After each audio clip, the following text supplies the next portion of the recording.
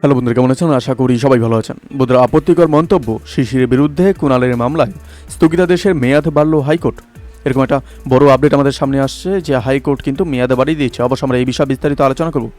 তার আগে আপনি যদি এই চ্যানেল নতুন থাকেন অবশ্যই চ্যানেলটিকে সাবস্ক্রাইব করে আমাদের পাশে থাকুন এরকম নিত্য নতুন রাজনৈতিক আপডেটগুলিকে সবার আগে পাওয়ার জন্য। আর বন্ধুরা, আপনারা কিন্তু সাইট থেকে কিন্তু রিডিং নিতে পারেন। বন্ধুরা, প্রাক্তন সাংসদ শিশিরের একটি মন্তব্য নিয়ে মানহানি অভিযোগ তুলে মামলা করেছিলেন তৃণমূল নেতা কুণাল। গত জানুয়ারি মাসে শিশিরের বিরুদ্ধে সমন জারির নির্দেশ দিয়েছিলেন ওই কলকাতা নগর দায়রা আদালত। প্রাক্তন সাংসদ শিশির অধিকারীর বিরুদ্ধে কুণাল ঘোষের করা মানহানির মামলায় বিচার প্রক্রিয়ার ওপর অন্তর্বর্তী স্থগিতাদেশের মেয়াদ আরও বৃদ্ধি করল এবার কলকাতা হাইকোর্ট। বৃহস্পতিবার বিচারপতি শুভ্রা ঘোষের নির্দেশেই কলকাতার মেট্রোপলিটন ম্যাজিস্ট্রেট কোর্টে মানহানি সংক্রান্ত এই মামলাটি বিচারের ওপর আগামী 30 সেপ্টেম্বর পর্যন্ত স্থগিতাদেশ বজায় থাকবে।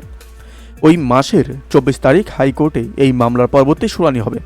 রাজ্যের বিরোধী দলনেতা শুভেন্দু অধিকারীর বাবা শিশিরের একটি মন্তব্য নিয়ে মানহানির অভিযোগ তুলে মামলা করেছিলেন তৃণমূলের নেতা কুণাল।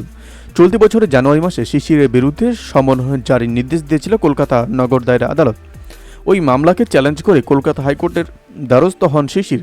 গত ফেব্রুয়ারি মাসে তার আবেদনের ভিত্তিতে নিম্ন আদালতের বিচার স্থগিত করে দেন হাইকোর্টের বিচারপতি তীর্থঙ্কর ঘোষ। বৃহস্পতিবার তা আরও বৃদ্ধি পেল। প্রসঙ্গত, শিশিরের সম্পত্তি বৃদ্ধি নিয়ে কুণালের অভিযোগের প্রেক্ষিতেই সংঘাতের সূত্রপাত।